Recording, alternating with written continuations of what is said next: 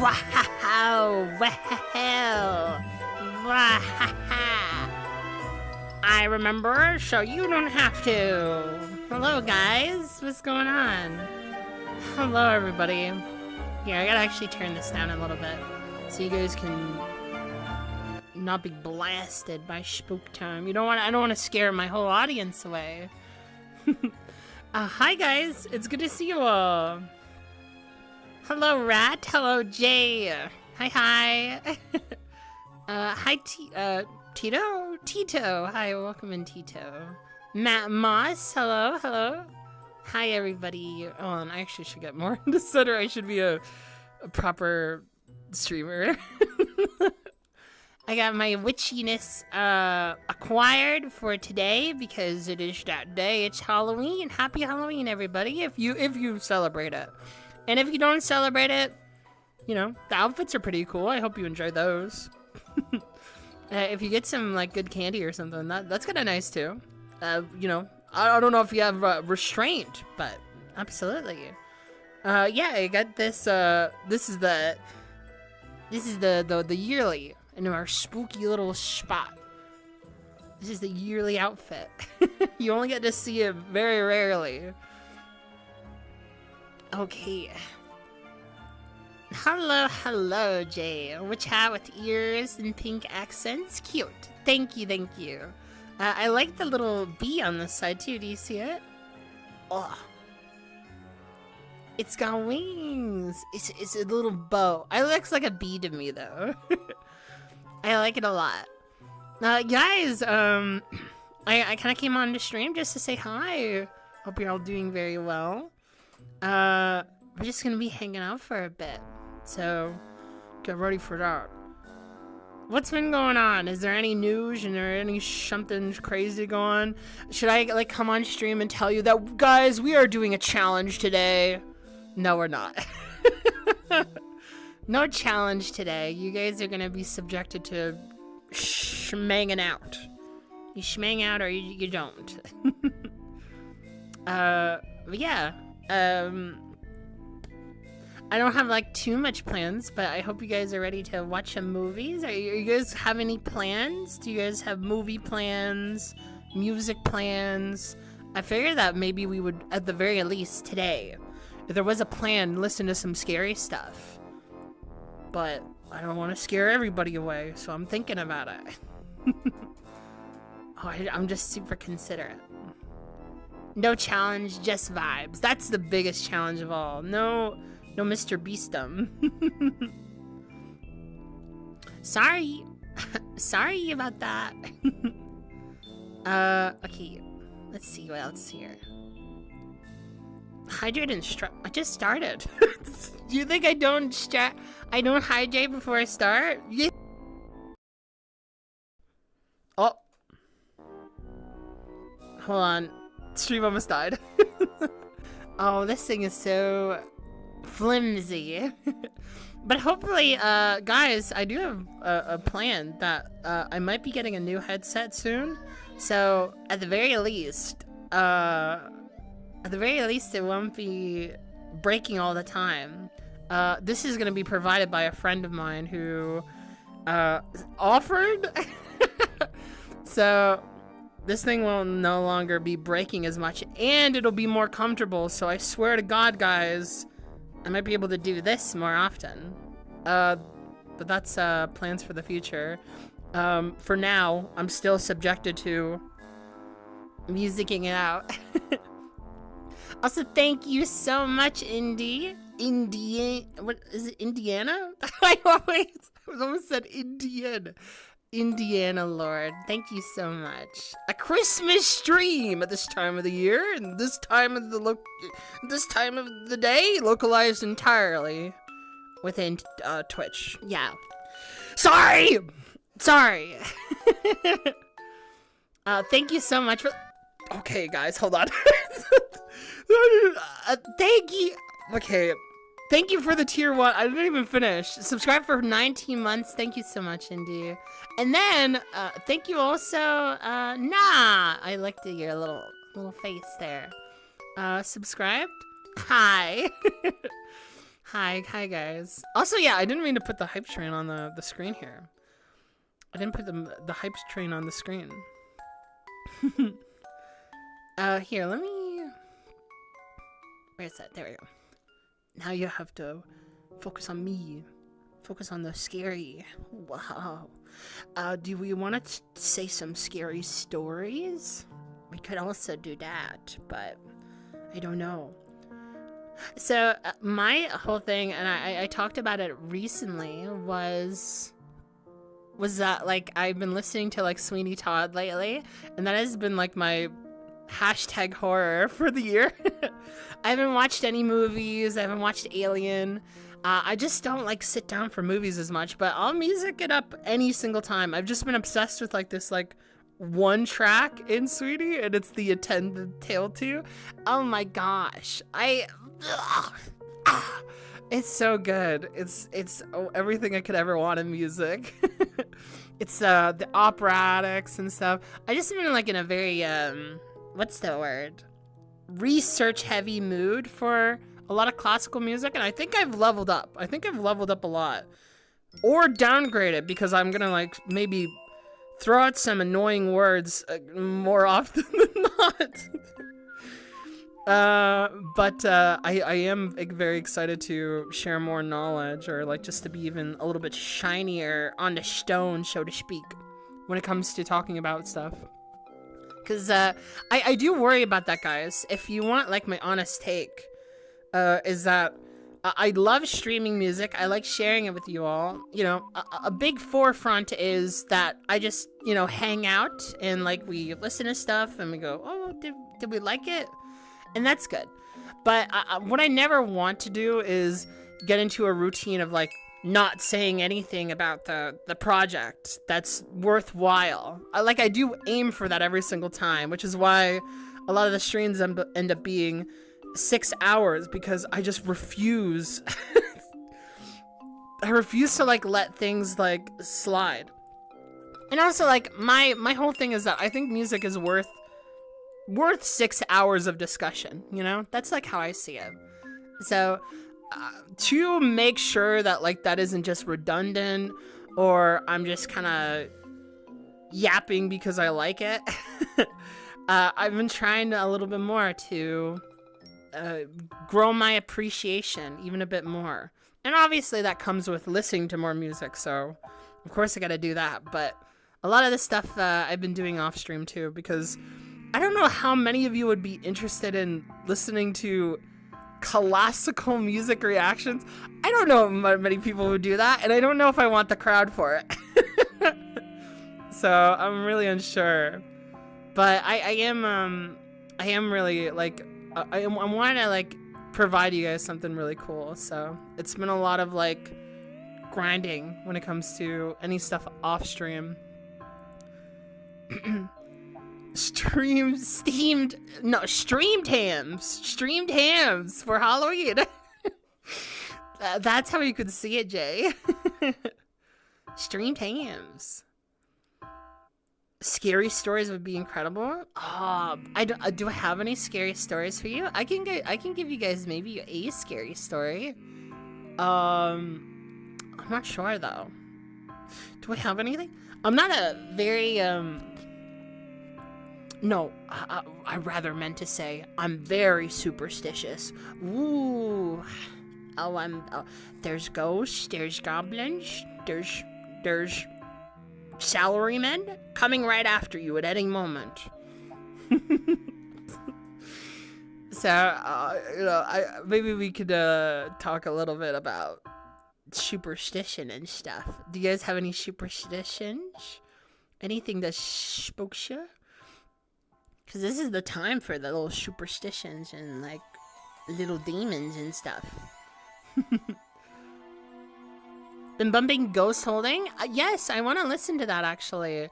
Honestly, maybe we can listen to one of the singles on stream, because I think it would be really, really fun. It would be a good time for it, too. Once I was a watering garden, but checks the faucet and lo behold, evil water. Is that a line? What are you talking about? 1:6 album reaction ratio is perfect for you? I hope so. It's really a name that just has cemented itself as a memory, only because it's a cool name. Ghost Holding, you know? One time I was in class and pink-haired classmate threatened me with a Play-Doh knife. How do you guys remember that story? I can't believe you guys remember that. Okay, maybe... Alright, listen guys. The Play-Doh story... look, I didn't know... I just didn't know what was going on at that time. Maybe that's the most horror possible. They had it coming. They were annoying. I'm just kidding. I swear to God, that was a joke. Oh God. That kid wasn't very kind to me, all things considered, but like a lot of kids weren't kind to me. I just was silly. One time I listened to a Greek-themed musical. That can't be an ongoing thing. I wonder which one it was, Indy. I wonder which Greek musical you listened to. Here, I can turn on some of the world actually here and listen to this. Whoa, is it fire? Wow. Yeah. One time, first grade, I ate half like a bag of candy and that meant to be shared. Oh no, why'd you do that? Oh no. How'd you get away with it? Was it just that you found it first? Like, did they hand it to you and you just went for it? The details of that seem scrumptious. Sweetie Toad had a lot of Greek mythology in it. Oh yeah, I love being able to liken everything to Greek mythology at all times. My favorite thing in the world is being able to be like, I think that was from Beethoven, guys. Guys, I'll tell you right now, when it comes to listening to more classical music, I want to say something that just like blew my mind, but okay, they don't call it classical music. They don't do that. It's not called classical music. It's called, like, there's genres in classical, and they call it like romanticism for the most part. It's just like a lot of them are like very ballroom ballads, and they have this like bourgeoisie ballroom like appeal to them, because a lot of classical music was like gatekept for monetary reasons. Obviously not everybody was able to afford a choir, a bunch of people, let alone like recording, like to record their stuff or like to have it passed on and shared, and then second, no one was able to afford pianos and stuff like that. And that was seen as very high class. So a lot of stuff that like musically got passed on was from those who like obviously had more like power and leeway, and then you know, the people who strum guitars and stuff like that came like a little later. That was like country music and stuff, like folk. But there's a lot of this weird words when it comes to classical. A lot of stuff I just don't understand. And you have to, like, it really is jargon. There's, like, a bunch of jargon in when it comes to music. Another time I was walking to a bookstore and a strange man with an eyeball hat gave me some ink. Oh, really, Jay? I think I know what you're talking about. I think I've seen that person before. You know, honestly, I was thinking about reading Witch Hat for today, you know, given the attire. But I wasn't entirely sure if I would go with it. I would still really want to read Witch Hat because the anime is coming up and I really want to make it for the anime. I want to, like, at least get halfway. But it is, like, quite lengthy. And I every single time we stream it, I enjoy it every time. But just finding time. it doesn't help that like I wake up very late and I want to like get to a bunch of people who can make it, and usually that's like, you know, not after 3, not after 4 or 6 or stuff like that. But you know, today is an exception. It's spooky time. One time I ate all the Halloween candy. Oh, hi, Isam. Nice to see you. Classical music from like long as fuck ago. You mean music from 70s and 90s? No. Well, I think, okay, guys, I want to poke fun at my friend who can't defend themselves. They're not even here, all right? I had a friend who, like, unironically one time, just straight up was, like, talking about music. They're a very lovely person. I am not saying this because there's any maliciousness. Why am I even prefacing this there's maliciousness? Of course there isn't. Now it sounds like there is. But I had a friend who like straight up was just talking about music, and they said, "Oh, you know, I love Paul McCartney and like a lot of his solo works, and I think it's fair to say that Paul McCartney is a modern musical genius." And I was like, "Modern? What do you mean modern? Are you okay?" What do you mean modern? The man's a foot in the grave. With respect. Modern. Like, dog, it was like 60 years ago. It's not modern. Crazy.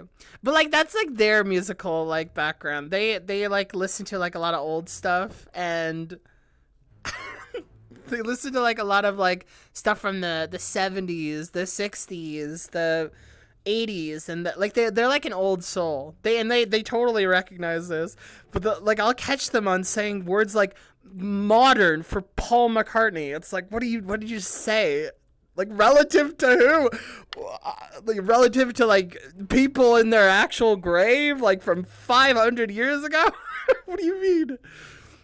Oh.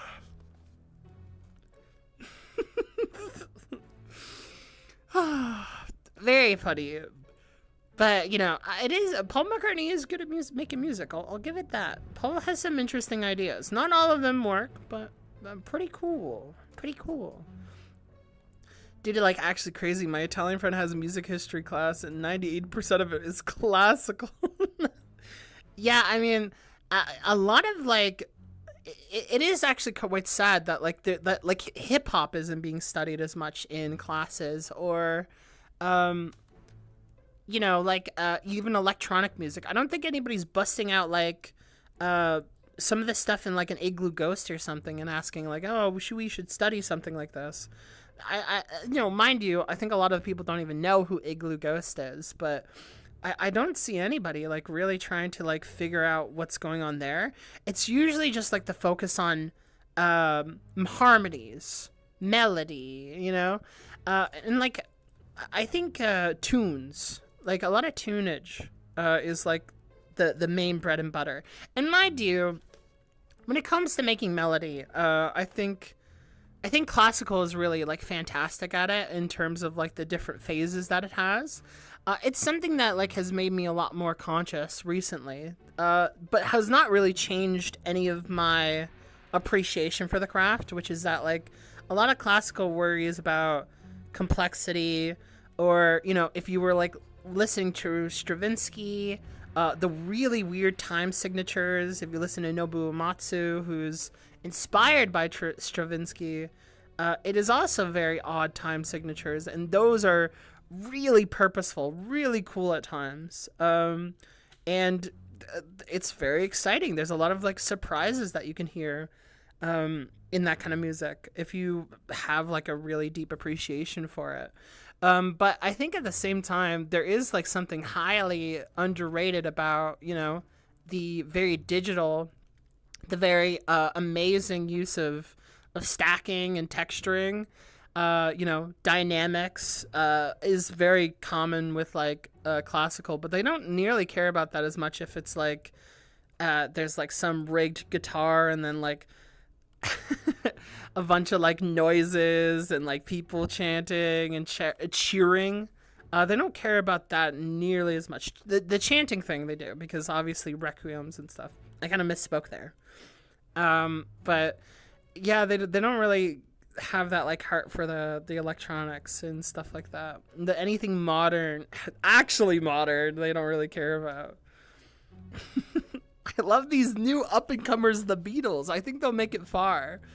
So true, MK. Hip hop was a sentence. Yeah, well, yeah, they don't really like. They don't really like consider like the intricacies of like flow, right? I think it's like really something, because I listened to a record recently by I think their name is called Loop Cinema.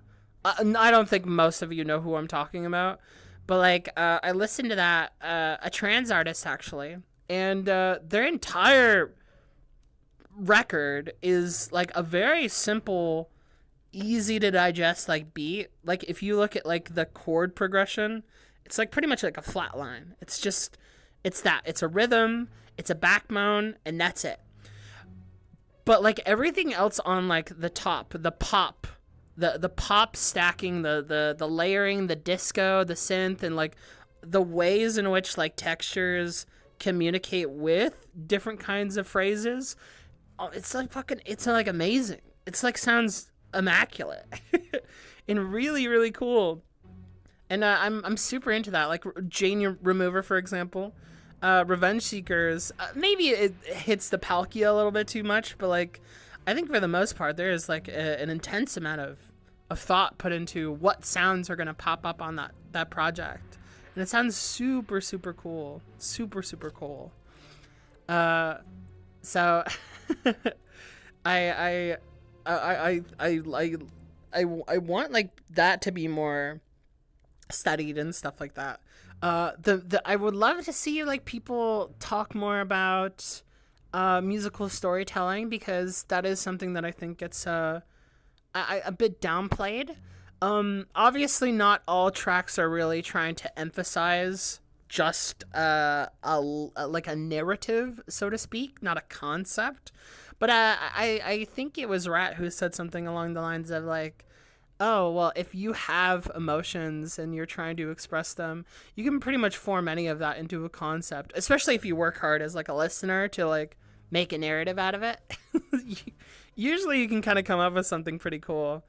But I do think that like maybe music is a bit like people don't really understand how in which these kind of sounds aren't just because people want them to go hard, but because they actually are trying to say something with them. And I think that's really awesome.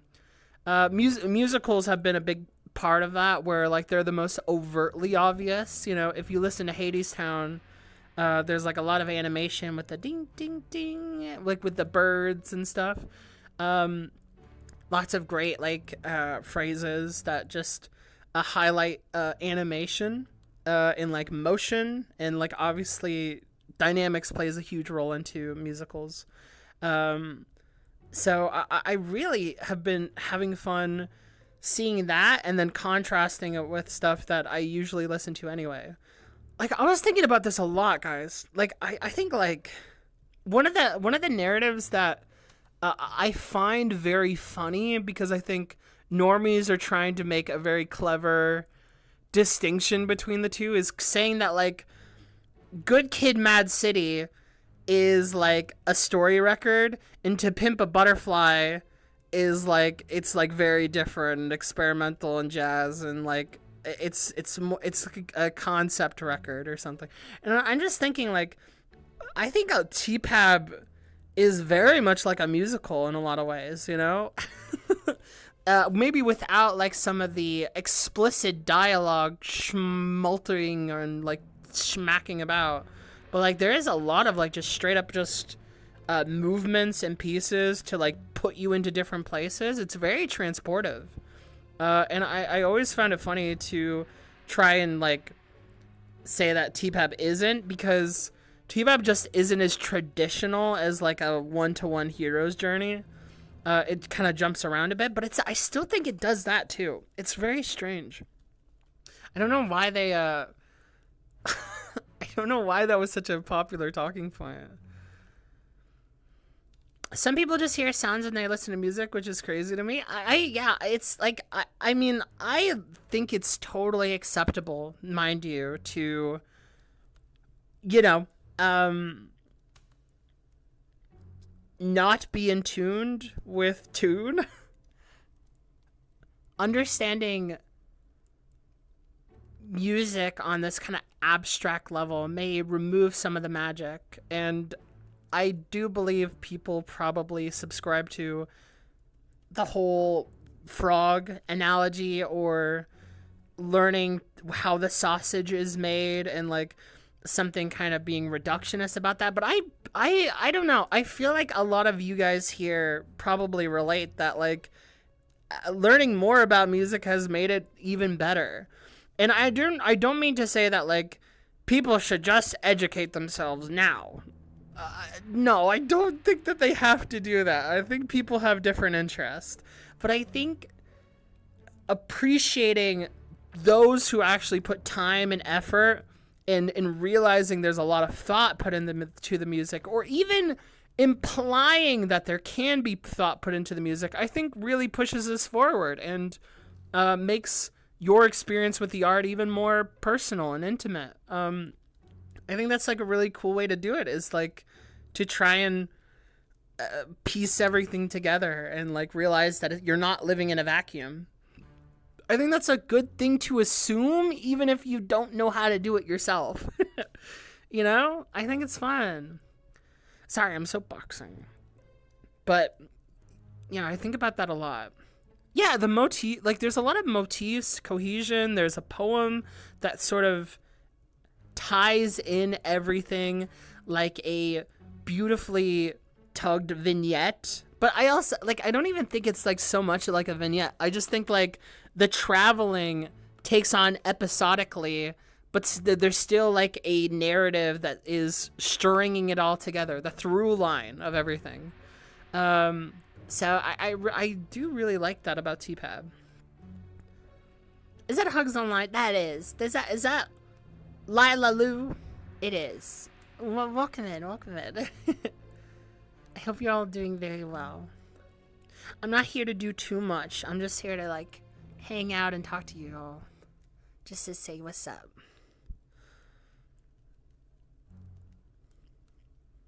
What is your favorite Halloween song? I think my favorite Halloween song would be maybe I think it's an Oingo Boingo track from Dead Man's Party. I think it's the title track, or it's one of the other singles. Maybe somebody, I heard somebody cry. I don't think it's that one, but it's like a woe yourself. You can't feel so bad. Oh wait, No One Lives Forever. I think that's what it is. No one lives forever. I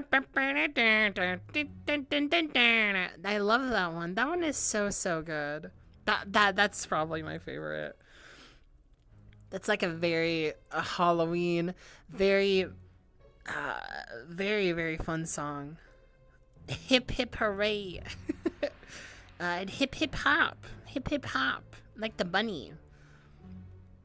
Yeah, do you guys have a favorite Halloween track? Or like a Halloween schmack? Been banging without warning all Halloween month? Oh yeah? Without warning. Nice. I mean, like, there's a lot of like music that's like oppressive. I bet like a lot of people listen to Swans around this time of the year too, right? That would be a really big one. I think that would be nice. Here, I'm gonna turn on the spookier music on real quick.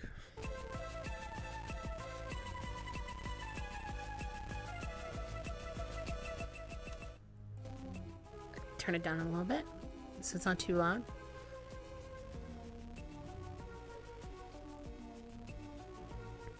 Yo, what's up, Sean? Nice to see you. Nice to see you. David my goat? I don't know how David's doing lately, but I love their creative output. They're a really cool person. And as much as I have my problems and also love for Hamilton, David is like one of the coolest people on it. I love David. On it, well, this sounds like a preface or to something to the rest of the actors. I think all the actors are amazing on Hamilton. But I also like. It's just been hard because, like, when you're more aware of what Hamilton kind of came from, it's always kind of, it's always, like, difficult. Chat isn't on screen, I just realized. Silenced? No, I'm reading you guys out. You guys are still here. But this means that I can ignore you if you say something bad. This means that you guys are not. David of Clipping? Yeah, Lila, did you not know that David Diggs is on Hamilton? You not know that's the same person? This is the same guy. I love him. He acted. He's on the play. It's one of the funnier things to tell people about. Real chat isn't real. Chat, yeah, honestly, you guys can think of what you will. I'm either talking to someone or I'm not talking to someone. You can find out. Something bad, something evil. Hamilton feels like the Libius of lib media. It is the Livius of lib media. It is. That's like the thing that I don't really like about Hamilton. But I think, like, you know, it doesn't. Okay, well, first off, let me just like actually explain. Yeah, Hamilton's very libbed. It was funded by Barack Obama himself, and we don't really like that guy. But the musicality, like.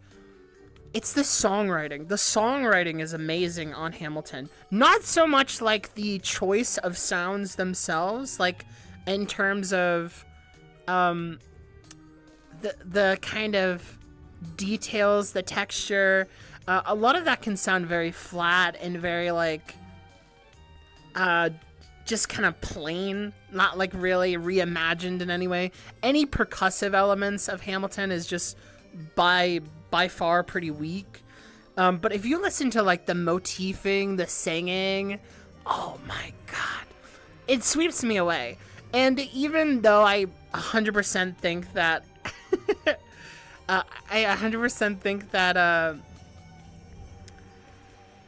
what would I say? It's like, oh, did it cut out? Okay, sorry. Even that, like, they aren't the strongest at those elements. I think in terms of composition and writing and storytelling, it's really great. It's like a really, really well-told story, just with problems of who they're representing. Like, the intention of the work is, like, really nice. It's I empathize with it. But ultimately, yeah. Yeah, the motifs. I think, like, if there's any media guys that you wanted to learn about motifing, there's two examples that I think about. Well, actually, you're always going to be learning about motifing by always contrast. So, like, for example, I think that in terms of soundtracks, you guys, most of my audience will probably really like Undertale's soundtrack. And I really, really love how motifs are done in Undertale. They're super subtextual and like under layers of like different like melodies and stuff, and they all like coalesce into something where you might not even recognize that it's motifing all the time. You like Pocoyo? Pocoyo. What is Pocoyo? Is that a motif, a heavy thing? Also, bye, crazy ADHD. Thank you for the follow. Or unfollow if you unfollowed. Undertale OST is so funny that man just remixed this song 50 times. It's really amazing though. Like it's able to do the whole parallel things, which is like integral to a motif. Like if you're trying to remind people of a concept, a phrase, a word, you're trying to build on your mythos, literally, dialogue-wise, what a character remembers, what a character exists in, you know, etc. So you tie two characters, two ideas together by motifing it, right? But it has to like it has to like reshape and like add new context or like a new kind of reflection, because not things can resound and repeat and rhyme once again, but it needs to like have an additional part of it that's way more interesting. Undertale does an amazing job at just like ideas and just sounding awesome. The variety on Undertale is amazing. It's so unbelievably good. And then there is, you know, Hamilton, which again, I have to always preface because I always feel like I might be leading people astray if I say like I don't think Hamilton's not problematic. But like I do think that in terms of motifing, it's probably one of the strongest ones, period. At just like using all these ideas and talking. It's so strong at that.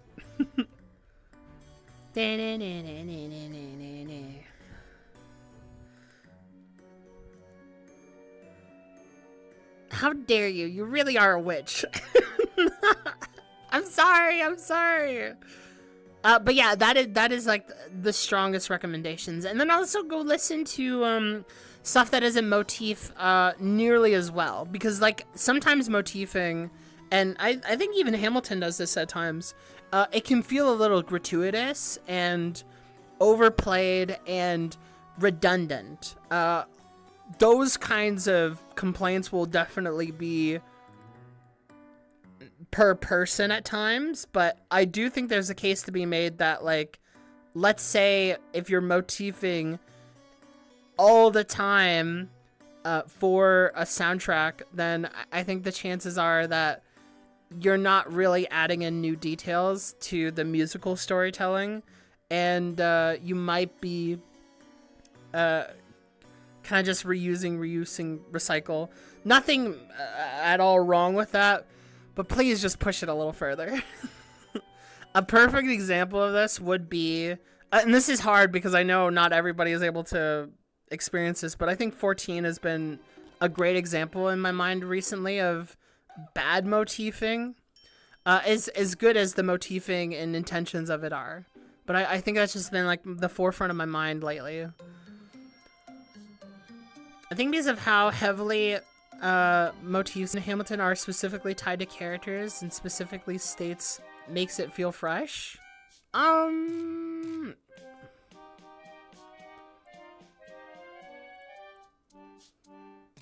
emotional states.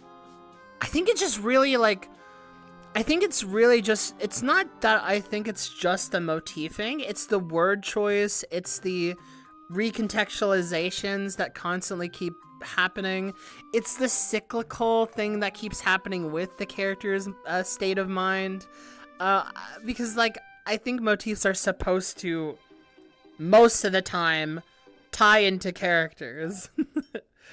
I think Hamilton does do that a lot, but I think it's really interesting how they can reshape a line and then like repurpose it in like a new oven, like in a new package. Not in a new oven, what am I saying? It pops out of the oven and it's a new package. But yeah. How did I talk back when you're talking about 14 light motifing? Because I was thinking about motifing recently, and that was a discussion, Indy. It's just like, where could you learn to motif a little bit stronger and make more of a better impression? And I was saying that if you want to learn, you'll always keep learning, but 14 is an example of where it can be done pretty badly at times. And then there's others examples like Undertale that do it incredibly well.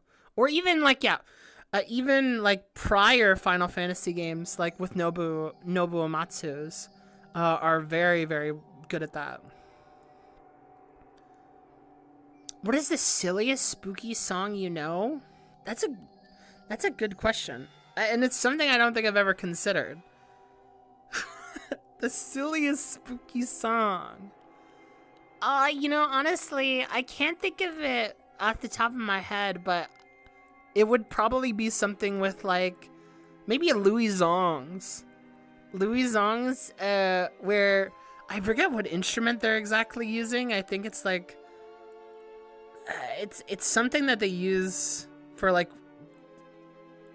even like, oh gosh, I wish I remember the name. They don't get used all the time, but there's like literally a spooky song from Louis Zong that I thought is really cute. It's super cute. The new ghost thing? Yeah, maybe we could do that. Bambilabom. Silly, I can't think of anything. Hurt by 9 Inch Nails is really silly. That is pretty silly. We should listen to Johnny Cash. He's got really hurt recently.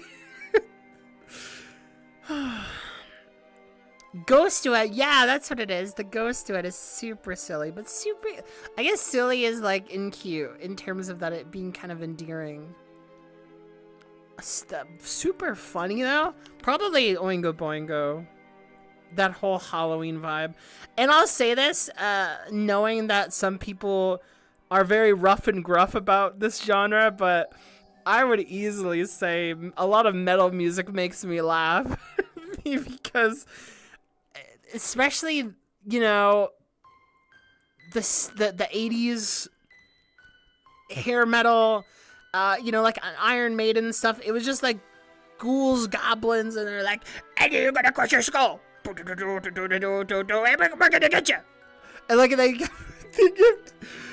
like, it's just so, it's so corny, you know. It's like I swear, like metalheads are like some of the most wild people on the planet, and like they are some of the biggest elitists on the entire planet. But like you listen to the music that is they're talking about, and it's usually about like Lord of the Rings and shit, or like I'm gonna crush you. There's just something so funny about the skitteriness of it. I don't know. It's something like that.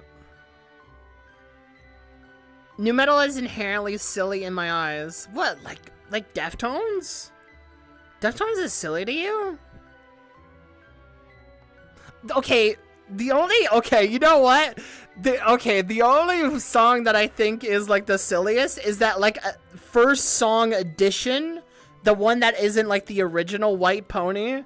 Whatever, it's the high school song. That one's really freaking silly, man. That song is really goofy. That is like a song that should not have been on the record. I'm thinking like maybe that one.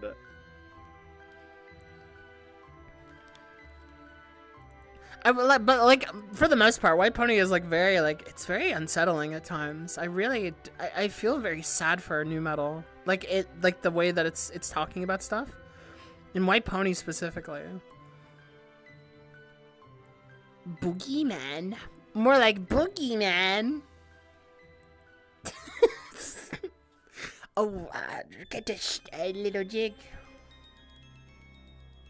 a little jiggy man. What would be the goofiest new metal? Would it still be?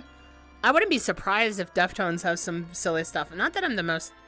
Oh my gosh, Limp Bizkit. Yes. Okay. Yeah. I always forget that Limp Bizkit is new metal. He's like they're like the most popular. Oh my god, yeah, you're totally right.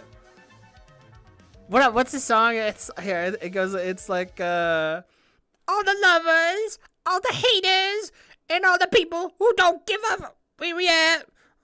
Hot mamas, pimp daddies, and the people rolling up their caddies.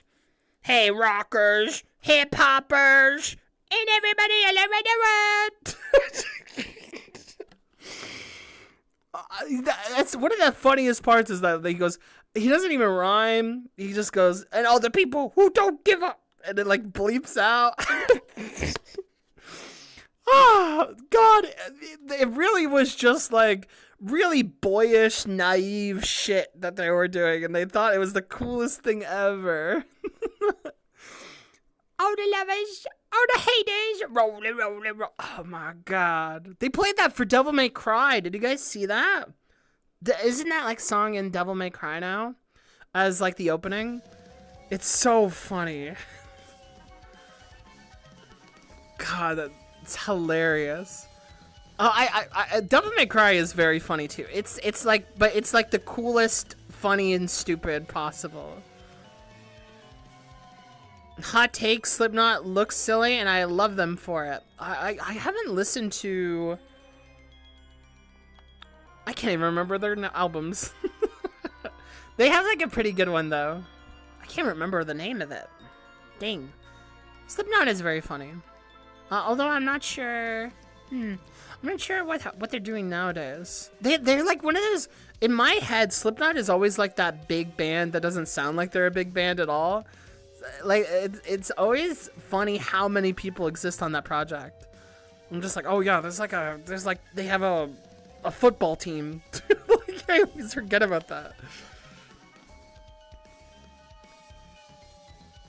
What a time to join in. Welcome in, chaotic neutral. Chaotic neutral? There's a little bit of, accenting going on. Welcome in. Don't they have 8 members? It's something like that. There's like a lot of people on like that their records and stuff. Think of it. I don't even remember their names. That's gonna drive me crazy. What is it? What was I thinking of? Do you remember what I was thinking of? Does anybody remember what I was thinking of?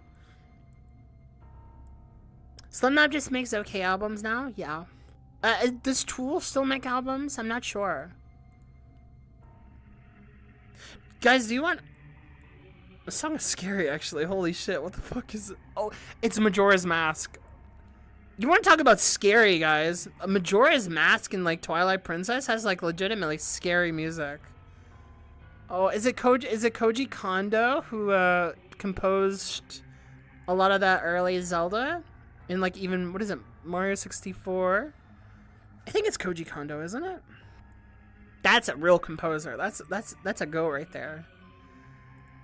A really scary song was when Logic was like, I don't want to be alive. I don't want to be alive today. That's true, because you don't want to expect him to not want to be alive. Pushes the genre of hip-hop. No, that's like, so true.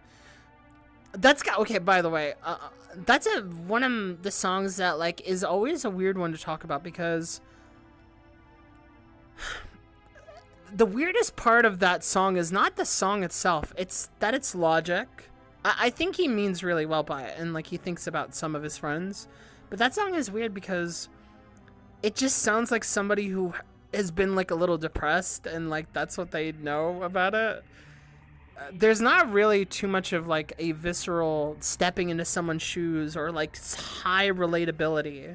It's just kind of like the phrase, and obviously that song has brought a lot of people comfort, but I always thought it felt performative, and not in a great way. It's just the lyricism, just so weird, and the again, not the song itself, but the worst part is that it comes off of that record that immediately juxtaposes it with like Logic telling his haters to go alive to themselves. It's so weird. It's strange. I don't understand why he did that.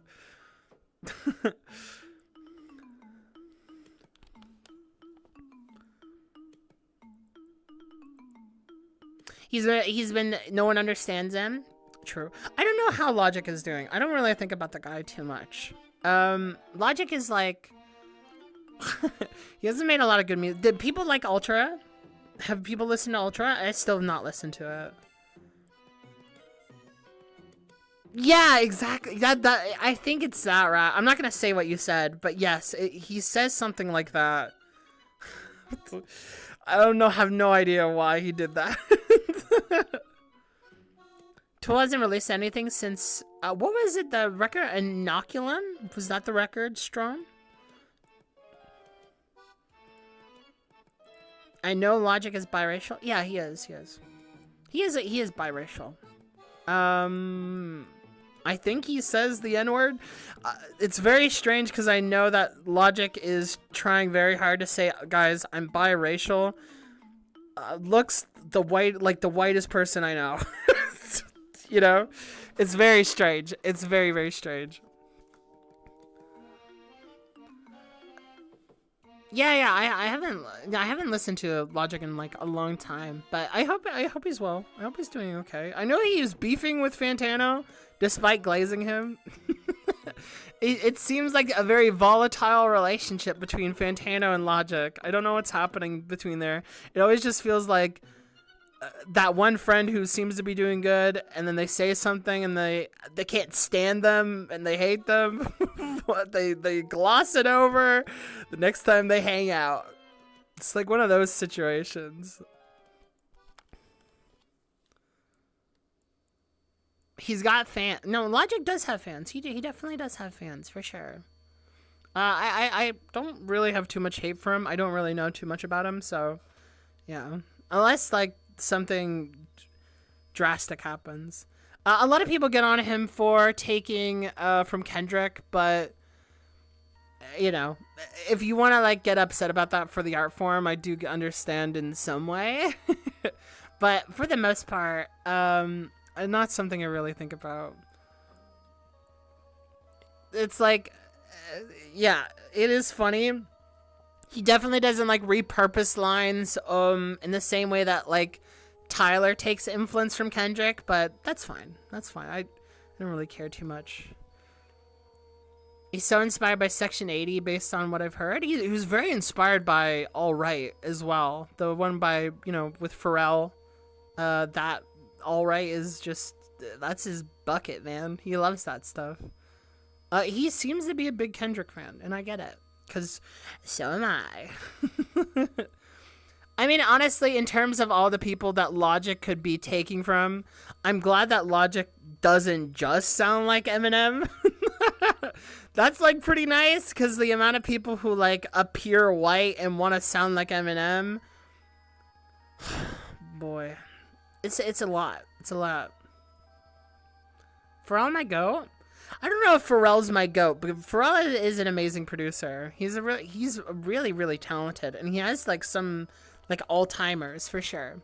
Definitely, not worthy of being lost in history for sure. We wouldn't have, you know, even Tyler without the stuff that Pharrell was doing. It's Spooky Month. It's Spooky Month. Oh, isn't that the Senor Pelo animation? That one's really cute. It's Spooky Month. And they do the dance. Like that. It's like that one, right? Oh, it's so cute.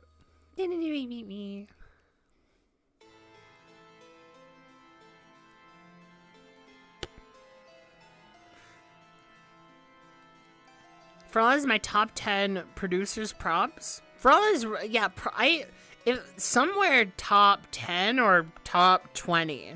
Probably. I definitely don't like Pharrell's stuff on soundtracks at all. I'll tell you this right now, I don't know a soundtrack that sounds amazing for Pharrell. Maybe aside from my Guilty... No, not even Guilty. I like Happy, for example. I think Happy's a good song. Oh, Aquarius does not like Happy. The delay will give me an interesting reaction. We'll just wait for it. I think Happy's really cute.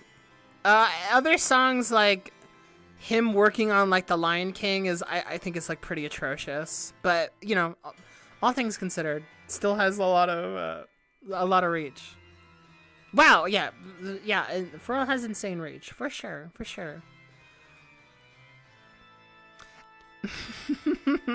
The skull emoji. I like Happy. I genuinely do. You know, a thing that is underappreciated in artistic work is songs that are just about the feeling of being really, like, feeling really good. And I think Happy kind of hits that for me at times. Not the most, like, sophisticated. But I do feel quite good listening to Happy. And it's why Since I Left You is one of my all-time favorites, because it's rare to listen to a record that makes me feel that good about the world, because it's just a big adventure. So I really like Since I Left You as like a contrast to so much melodramatic need for change music, a lot of sadness, a lot of struggle. 100% needs to be emphasized, but I do like a little bit of a shakeup if it's done particularly well. I like my very happy music a lot more as I'm getting older, but that's not to say I'm like super like, oh, I just want everything to be hope-pilled either. Because I definitely have grown an interesting struggle with hope stuff lately, depending on where the hope is being emphasized. Yeah, Pink Plus White. Oh my god, yeah, Pink Plus White is amazing. From Frank. The Clips, yeah, Clips sounds amazing. It sounds like one of the best records I've heard in forever from a hip-hop record. Like, I don't even, like, the coolest thing about, like, Let God Sort 'Em Out is just that it's this massive world building. The entire time you're, like, stepping into the shoes of a completely different lifestyle. Very, like, rough upbringing to bourgeoisie to, like, rich, lavish and flaunting, hyper paranoia. There's just so many complexions of their life, religiously, like mourning. That record is so dense in terms of where you're coming from. And I'm totally willing to slander Kanye because, well, quite frankly, everything that's said about him has been said. But, like, you know, when I think of, like, My Beautiful Dark Twisted Fantasy, I do not think of, like, the world building or, like, really anything particularly dense. Power is one of my favorite songs of all time, but I think in terms of the content, the subject matter, it fits more of what I think I would have wanted from My Beautiful Dark Twisted Fantasy. Way more, personally. Any appeal that record has that would be unique or emphasized the most, that fits way more on Let God Sort 'Em Out. Aside from the pathetic nature, maybe, of which it's coming from. But yeah. Yeah, Kanye doesn't really deserve to have his flowers given to him nowadays. I think people will be like, oh, but, you know, he made such a big influence. It's just like, yeah, and he's gotten flowers, like, so much over the years, man. Like, what do you think, he's just gonna forget? He needs to be judged for what he's doing now. He's not doing anything great. So, yeah. But I really, really love a lot of producers and like what it is that they bring to the table. It's been really great. What the heck? Sorry, I just saw this. Indiana Lord, you gave out 5 community gift subs and there was no alert. What the hell? Oh, sorry. Here, I got this for you. I'll fix this. Hold on. I'll fix this. Let me... Is there... Oh, yeah. Hold on. Is there a way? Is there a way? Wait. I have it. No, I don't. Everyone's probably really confused what I'm doing right now. Hold on.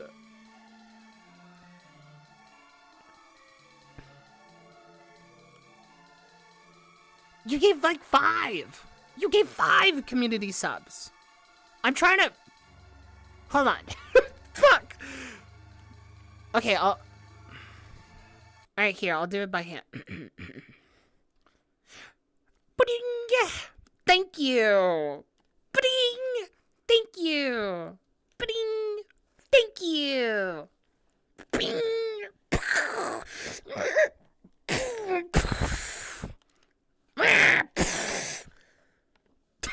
Thank you for the community, the 5 community subs, Indiana Lord. I really appreciate it.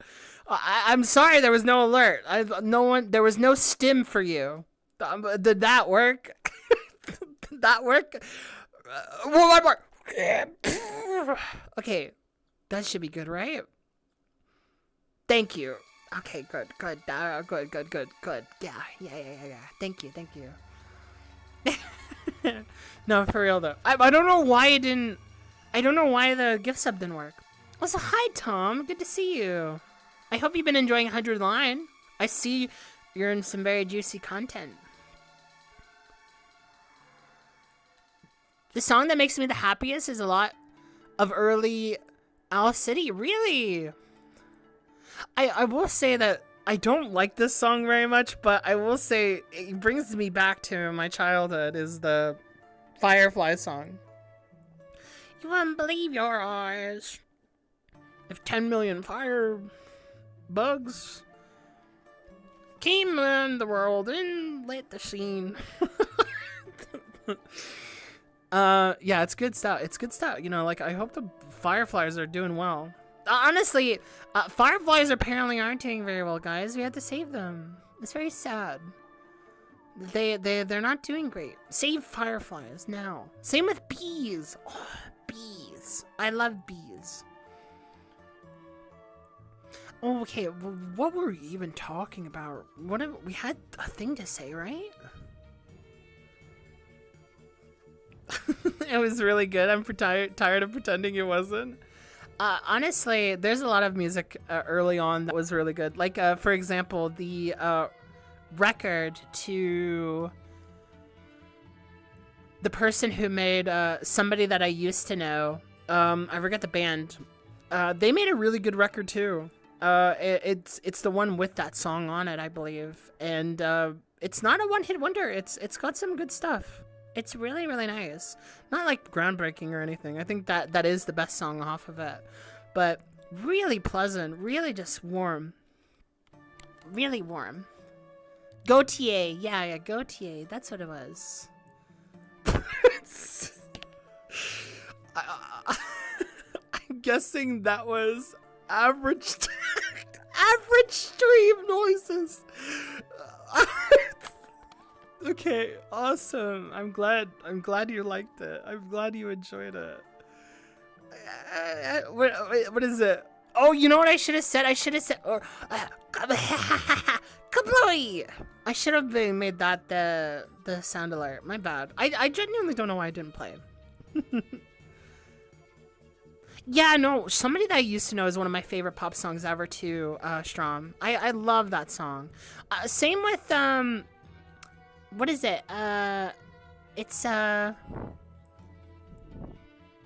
Call Me Maybe. I love Call Me Maybe. Apparently, like, a lot of Rate Your Music fans or like Fantano heads have really loved Carly Rae Jepsen. And you know, I love Call Me Maybe a lot. I haven't listened to that record in forever though. Whatever it was that people gas up. Call Me Maybe. Did you redeem an AS? Did somebody redeem an ASMR? Okay, no. Saving up for the ASMR. Okay. I do still have the ASMR redeem. Don't, please, guys, don't use the ASMR redeem. I'm not gonna do it. If you use the ASMR, you're gonna get refunded, alright?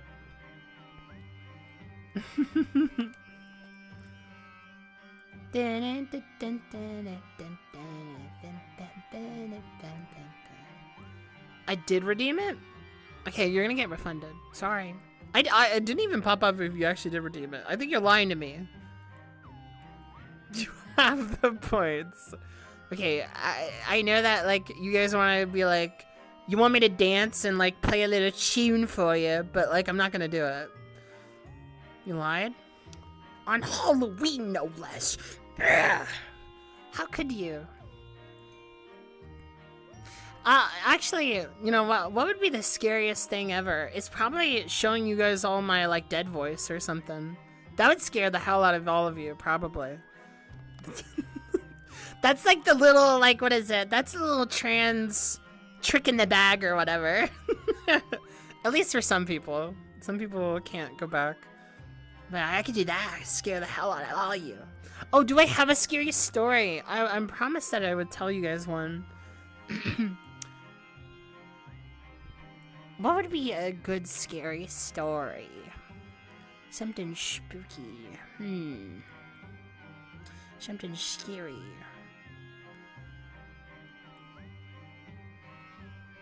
Taxes. Gotcha. I actually don't have too many scary stories.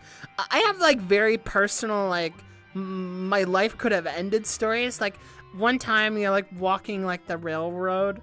I had to, like, walk this big, long railroad that was, like, pretty much abandoned every single time that I wanted to go to work.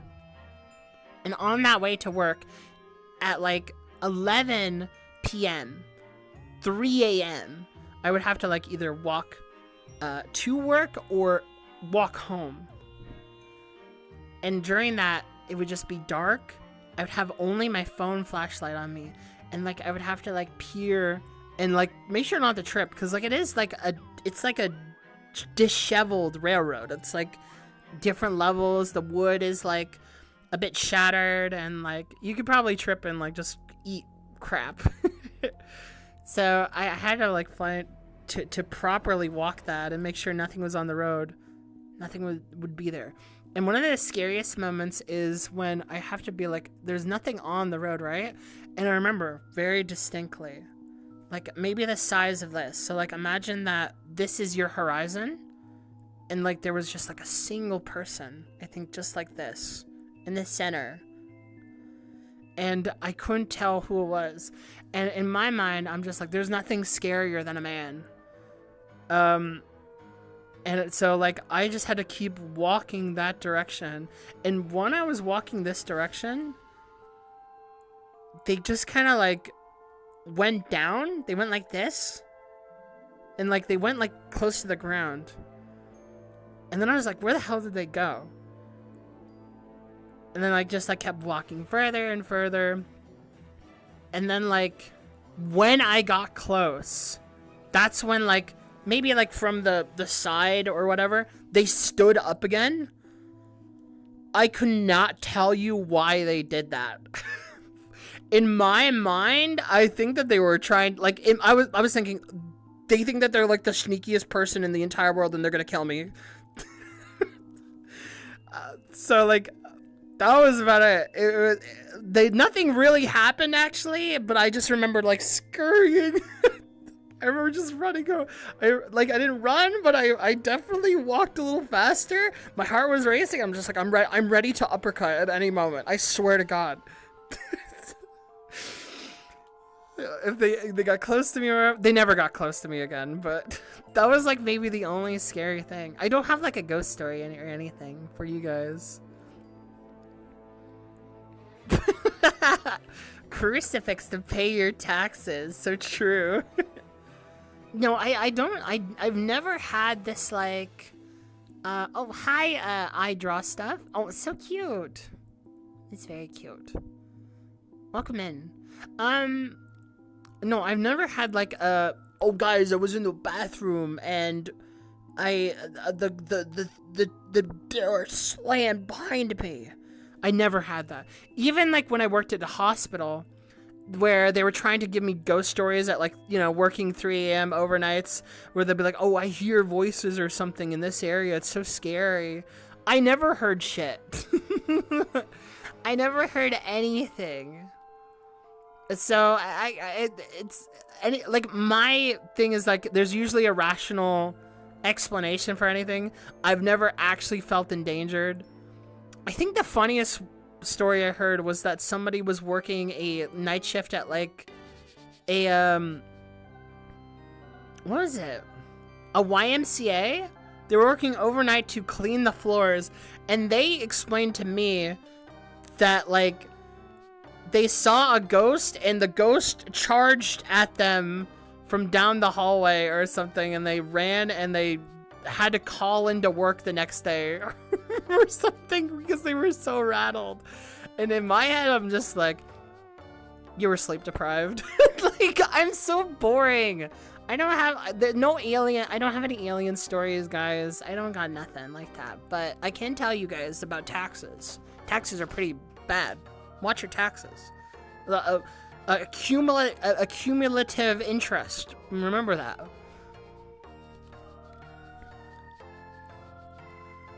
Guys, I was in the bathroom. This door slammed behind me. That is pretty scary, Lila Lou.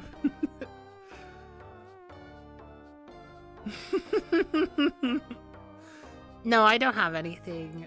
I play video games. I have this really weird phenomenon where I'm not gonna play a horror game unless you guys like really, really want me to.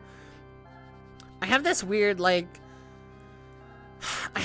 problem where I play a horror game, right?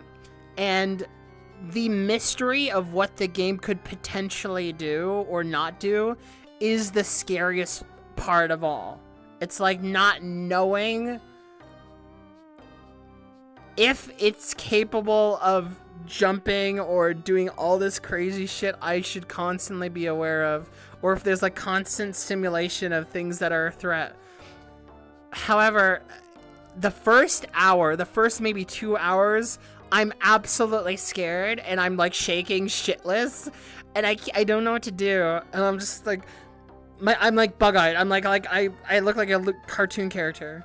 But then after the first hour or two where I finally understand the rhythm of the game, I just go, all right, well, this is fine. So like I hit this peak of scare first hour to a game, and then it's gone. It's like it vanishes completely. I'm like not scared anymore. I just get pissed off. I can't do it. That was like me in Outlast. Outlast is not a scary game to me anymore. I play that game and I'm angry. I'm like, don't. I just need to get by this door. God. That's it. Unknown is the scariest part? Well, no, it's like the unknown is like relative to everybody. It's like the jump scares, it's the not being hunted, it's being powerless, it's a lot of stuff. And obviously, I think Bloodborne or other games like that emphasize the H.P. Lovecraftian thing is like more scary to me.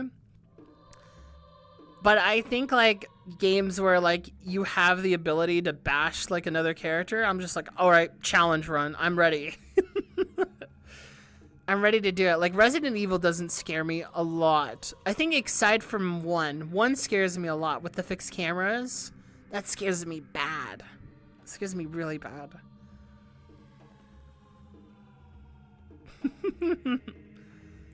Yeah, no, I'm not easy to scare at all. I really am not.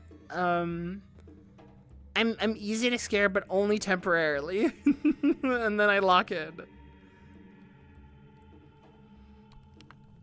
You use your whole energy in the first hour. Yeah, it's like something like that. I don't know. I just think like I've played so many games over the years, guys, that like when I play a new horror game, I just kind of assume that anything is possible. I assume anything can happen. But then after the first hour, I go, okay, these are clearly the limitations of the game, and the AI also fucks up. So, all right, I'm fine. That's just it. That's just all it is. I'm just too smart, you know? That's what it is. All ignorance is scares, you know? Ignorance is scares. I don't know what it is. Yeah. Oh yeah, Bloodborne's really, really, really good at being scary. I think if there was stuff that was scary, maybe... I think Rain World scares the hell out of me. Rain World scares the shit out of me. Because the way that game is simulated is that, like, anything can munch you at any moment, and it freaks me out. There's so many times where just, like, you go into an area, and there's either a new thing there, or there's, like, a giant Loch Ness horror thing. That scares me bad. It's one of the scariest games I've ever played. Yeah, it genuinely, yeah, right. It's probably the scariest game for me. Other games, like, kind of have, like, the conceptual horror to them. Like, when you imagine and exercise any empathy where you're like, oh my god, like, if you just think about how much torture they've gone through, then it's scary. It's like, oh no.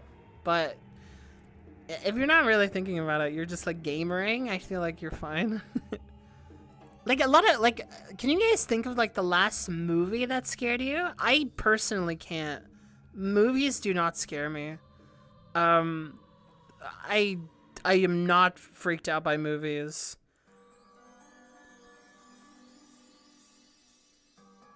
I still don't know what the limits of even possible. Like, I still don't know what it does even. Yeah, I feel like that's, like, I just played a lot of games that I just understand game design, and then I'm like, okay, it's fine. But if a game offers so many surprises, like, all the time, I don't know what to do. Sinners scared me, but I'm a baby. Oh, that's so true. I mean, like, I think the last film that scared me was...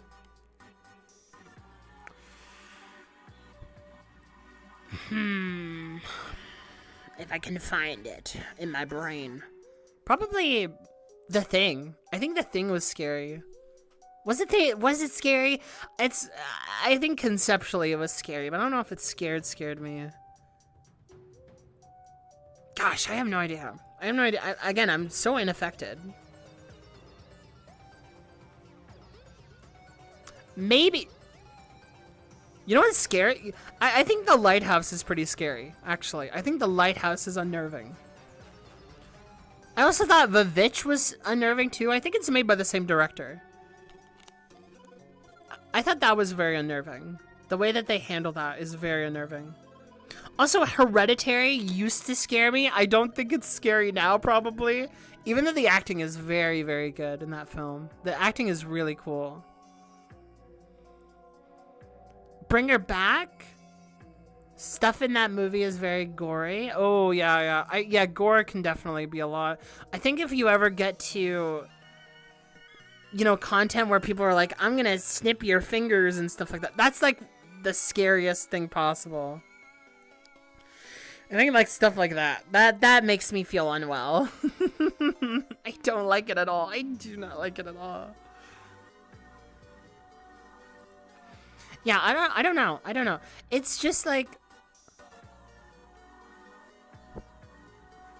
Honestly, what was it? There was something... I think it was something I read that scared me. It wasn't, like, really something I watched, but it was something I read, like, made me very unwell. Yeah.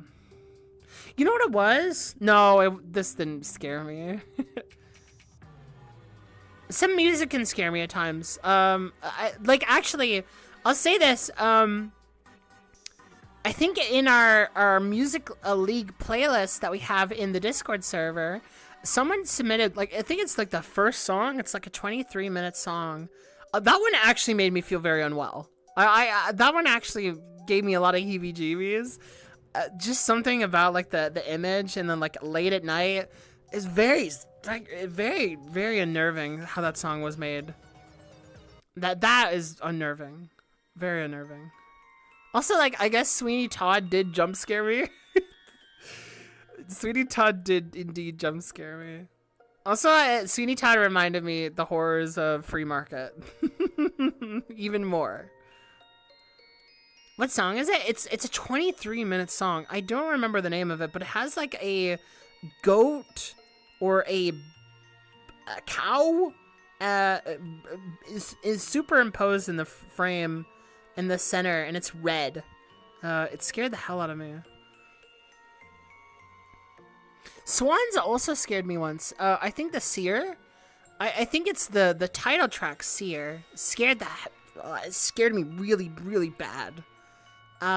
When I listened to it back in like 2019, and it was like late at night, and I was just like sitting with it. That scared me a lot. Yeah.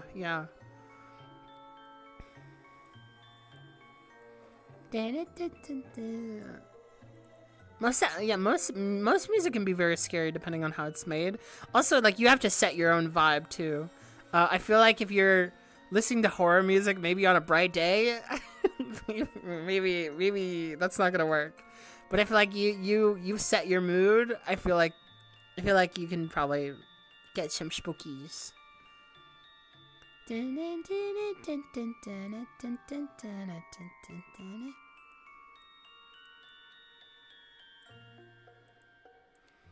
Billy Woods is unnerving? Yeah, honestly, yeah, Billy Woods is unnerving. I do believe that, yeah.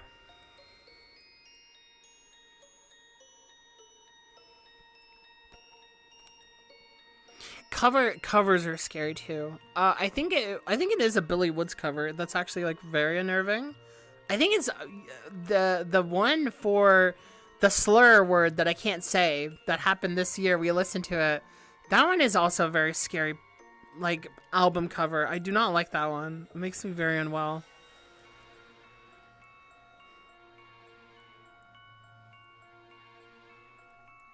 Unnerving, but not scary. That's like the thing is, like, how do we conflate scary? Obviously, it's like a spectrum. Man, I don't even like using the word spectrum. I feel like if you say the word spectrum, you're like bringing up like a graph or something. But like I would say like there's content that's like scary where I think people expect to jump and then like want to run away or something. But I also think like creepy, like makes your skin kind of crawl, go like, ugh. Like even if you go, ugh, I feel like that's a part of fear. You know, is that right? Like would people classify? Do you classify or lump in scary with creepy or unnerving? Like, I guess it depends. Because, yeah, there is 100% content that makes me unnerved.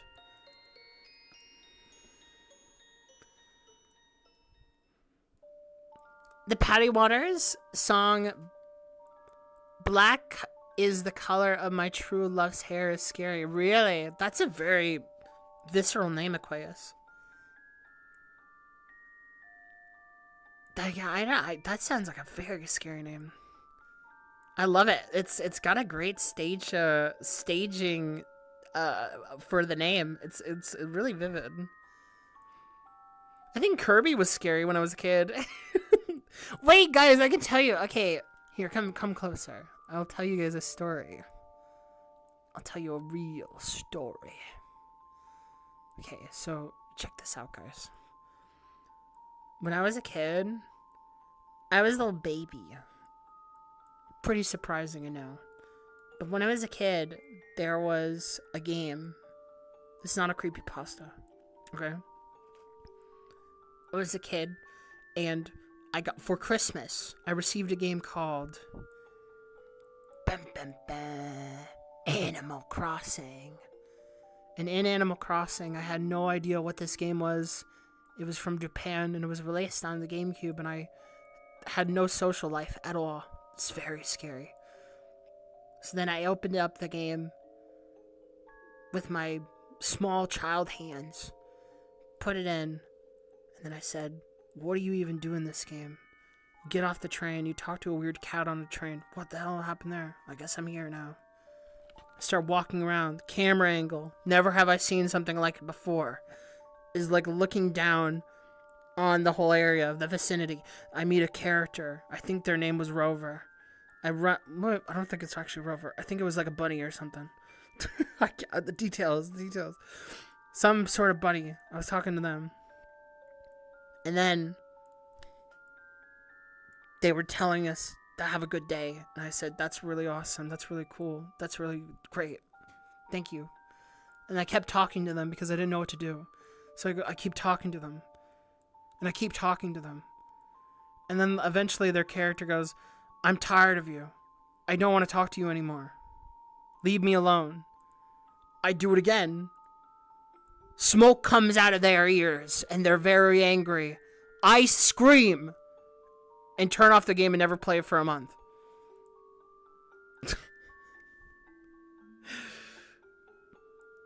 You think this is a made-up story? That actually happened. Animals are scary, yeah. But I'm not kidding. The scariest thing of all time was just getting someone angry. I was just such a sensitive kid. I was like, I was still not even. Here, I can make it darker. Now are we scared? Animals in my soup. But basically, yeah, it scared the shit out of me. I'm not kidding. There's a lot of games I played. That one scared the fuck out of me. People make fun of me. I'm not. Sorry. I just don't know why. I don't know why it. For me, was Rossetti actually true? Actually true. Okay, guys, I don't know, like, the messed up part about Rossetti was that you would turn off the game, maybe because you just needed to go, like, eat dinner or something, and, like, oh, turn it off, don't, your hardware, turn it off, and then, like, you run out to the kitchen, you eat, like, your animal crackers in your soup, you eat that, you run away, scamper away, come back, turn on the game again, and then this fucking mole comes out and goes, fuck! You've never heard someone scream like Rossetti before. Ever. And then he asks you to apologize in perfect punctuation and everything. Commas, periods, exclamation points, everything. If you didn't follow, you were never playing the game again.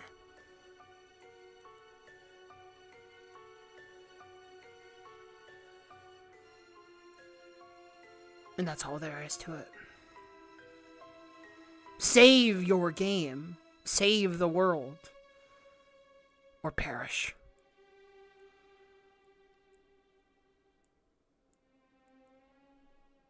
But yeah, I don't know. That Animal Crossing was a fucked up game, man. Actually, Banjo-Kazooie is also fucked up too. If any of you guys had to literally close your game and like go to the main menu, and then just turn off the machine, you'll see Gruntilda turn your sister into a zombie as she steals their youth, and it's like, oh my god, I need to go do laundry. It's fucked up. It's actually so fucked up. Emotional manipulation. Okay, if you're eating animal crackers and then playing Animal Crossing, I can see why the animals would be upset. Dude, it's fine. It's okay. It's not them, individualism and all that. Learn your, it's okay. Ooh, it wasn't you. It's okay. Dog eat dog, literally. You know what I mean? It's not that new. Grow up. Rossetti is the pain of my existence. No, that's so true, actually. Yeah. Why does she keep pausing? Does she have to think about the next thing to say? Yeah, I mean, I'm also thinking of banning you for life. So, let me think a little longer, alright?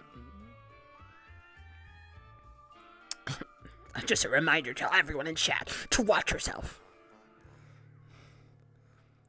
You could not piss for your life in the early 2000s. No, you couldn't. You couldn't just pause the game. It's scary. It's not good. Not good at all.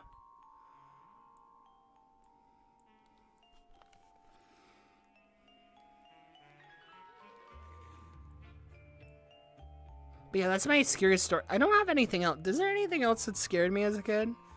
I can't think of anything that else that scared me as a kid aside from socializing. I was scared. Like I wish that was true. I wish Animal Crossing wasn't the game that scared me the most as a kid. It was just socializing. I couldn't do it. Simulated socializing. Freakish stuff, really. Hugz, let me know what the scariest animal is.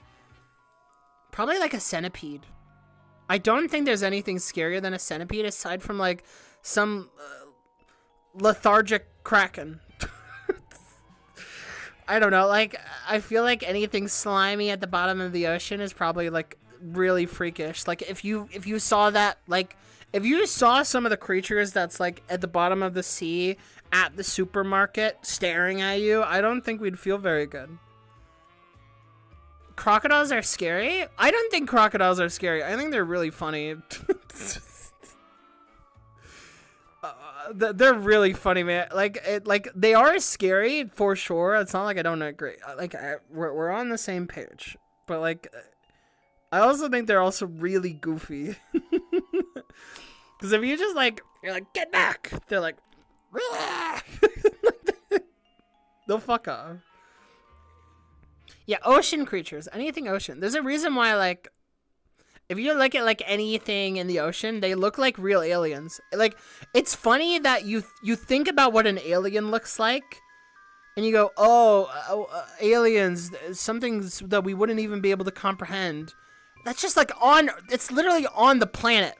It's in Earth right now. They're just at the bottom of the ocean, which we still haven't been able to properly explore. By the way, think about that. We've literally gone to the frickin' moon. We've gone to space multiple times.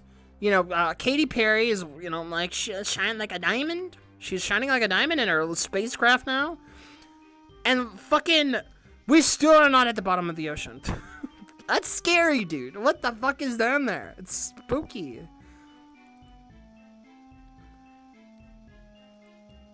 Yeah, if you were on a hike and you saw one of those, like a bear. Oh, bears are scary. So the thing is that bears are really cute. I don't know if I've told you guys this, actually. But I actually have experience with bears. Bum, bum, bum. Sorry. But yeah, I actually do have experience with bears professionally. Because I worked at like a municipal waste disposal place.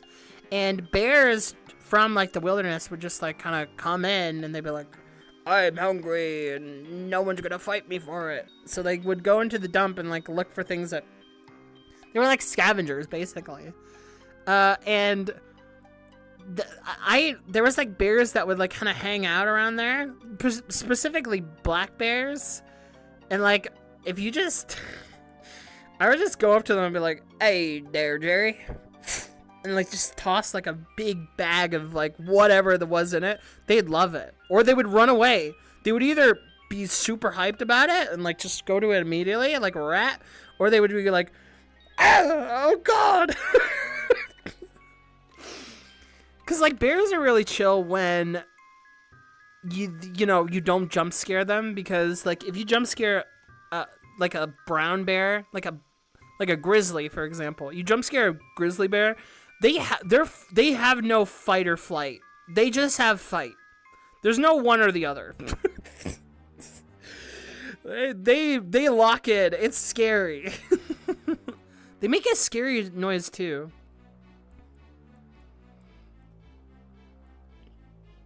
They're like little bear trap. They have a strong bite. Yeah, they have one of the strongest bites of any animal, I believe.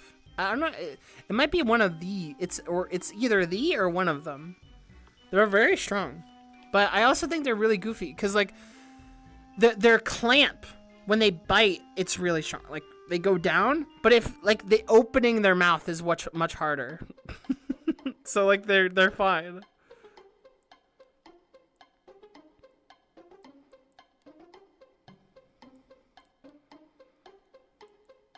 Creepypastas were the shit when I was younger. Do you guys remember any creepypastas that scared you?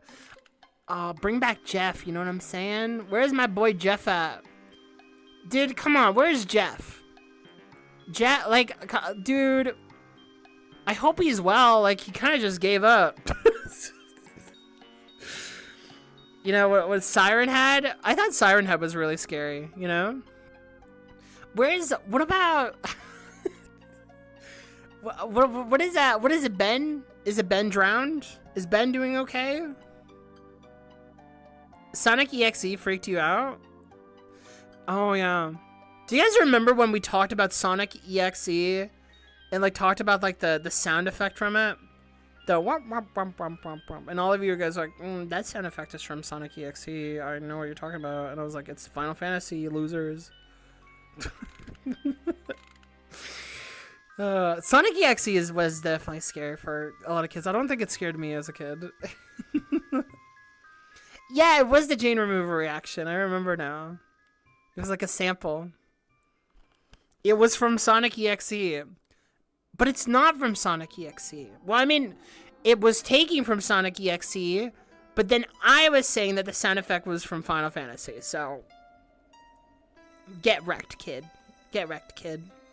No, I think it was more on the lines that I thought, like, maybe Jane was, like, into Final Fantasy, and that was, like, the whole argument. I bet Jane... I bet they think it's cool. But that was about it. Hello, Drama Note. Welcome in, welcome in. Sorry about the spooky laughter. Don't scream.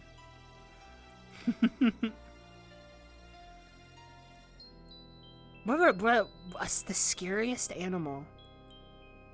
Yeah, probably like any deep sea creature. On land, I think bears. Yeah, bears are probably one of the scariest ones. As cute as they seem to be, they look super cute. The way they friend-shaped, it's so fucked up. But then what is another one? What's another one? Another scary beast. Yeah, centipede. Just centipedes. Although, does a centipede count as an animal? What about, I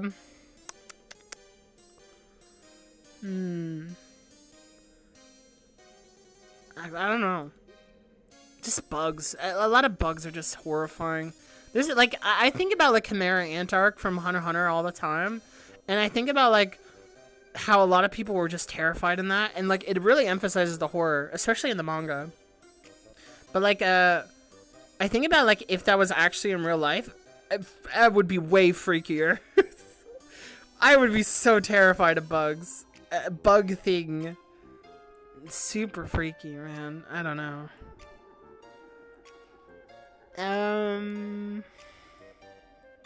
Just any lizard. Any lizard's freaky to me. I don't trust lizards at all. I know, like, people like to have lizards as pets, and you should respect that nature. That, you know, respect lizards. Respect, like, little scaly, like, stuff. But anything with scales freaks me out. I don't like anything with scales. Snakes! Oh, okay. I feel like maybe this is where I would disagree with some people. But snakes do freak me out. I do not trust the snake. Oh god, even thinking about them just makes me unwell. And they have, like, cute faces, actually, but man, I don't mess with them. They freak me bad. Yeah. Yeah, I don't know. Okay. Can't wait to see Danny Brown and underscores. The tour, yeah. Femtinol. Or Femtini? Is that right? Yeah, that'd be really cool. Guys, I was talking recently. Do you guys want to hear, like, a take of mine? I have a little bit, like, of a actually take, because, like, the details do kind of matter. But I was thinking recently... What was it? What was I thinking of? It was... My opinion was, and this is gonna be a weird one. I think like Danny Brown reminds me of like Snoop Dogg, but we got the good ending. You know what I mean? Like, okay, because obviously Danny takes the most from, you know, ODB, like Wu-Tang and a lot of people like that. So I'm not saying that there's the musical references are the same, but if you think about like what it is that Danny's doing right now is that like he's doing a bunch of features with a bunch of people. He's doing a ton of like collabs, and he does a lot of experimental work and like really cool production that he's always on. And like, you know, a lot of his subject matter revolved drugs and like just like, you know, gang life, stuff like that. But like, unlike Snoop, who like just kind of deteriorated as a person and became like a nothing, now we have Danny, who's like actually like fixed a lot of his life. He's like doing really well. He's like actually like he's sober now. Do you guys know what I'm talking about? I was really enamored by that, like of just like how things have changed. You know? Cause like, dude, Snoop is not making great features anymore. And like I even like early Snoop features were not that crazy, but he did have a lot more emphasis. I think like literally maybe the last good Snoop Dogg feature was like T-Pab. I don't think he's made a good feature since then. Atrocity Exhibition is actually scary in a way, for sure. It's very, but I see it as more sad for sure. Intense at times, so that does depend. This redeem is crazy. I see it, Rosen. Okay, let me... Top 5 jobs. Okay, well... How do you... Okay, well... My thing is that I think a lot of work is, like, really important. Okay, but to me, I would say cleaning. I love cleaning.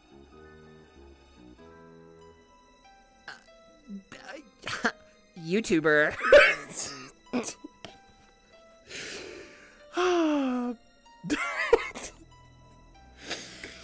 Oh god, I see that, and that's what I'm doing. Scariest thing I heard today. Oh, so true, LaShawn. Okay, then I would say that voice makes me want to vomit things.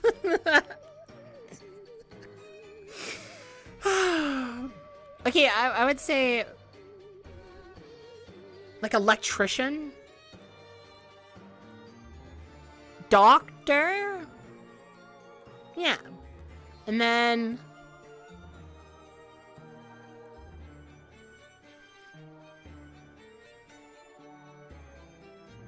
farmer.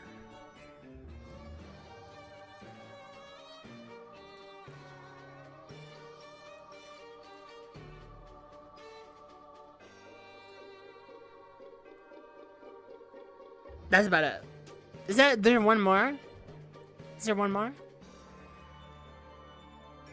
That works? Okay, I'll take that. I'm not sure what else to add. Maybe... Oh, beekeeper. Beekeeper, yeah. LaShawn, it's not it. That's probably true. I mean, a lot of... Like, because here's the thing. I think a lot of work is, like, really good.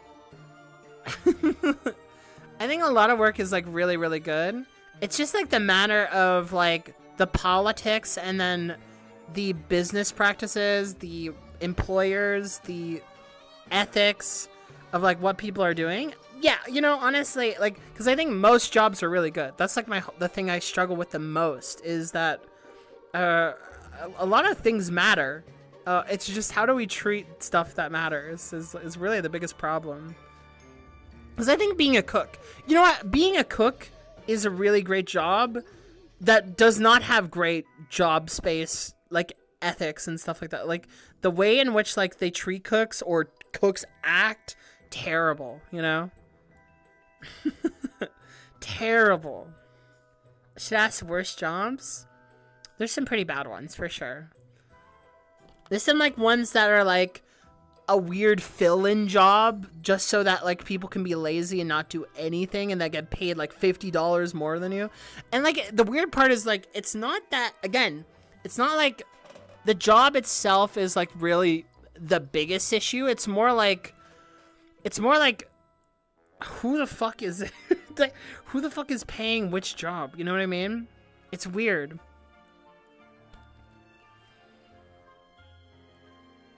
Amazon is like high on the list as like delivery, because like I think like being a delivery person would probably be pretty cool. But yeah, like the job conditions of it are terrible.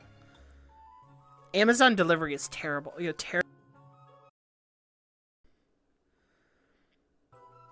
know, like for instance, animators. I bet that's a fucking amazing job. Like an amazing thing to do. Not at all respected in the world of in like it's not at all like paid very well, despite the amount of labor that's in it and creative effort that's in it, and severely disrespected, severely crunched, you know. So it's always hard. It's that's like my thing, is that I'm always thinking about it. I think a lot of your guys' jobs matter. It just, people don't make you feel like you matter at all.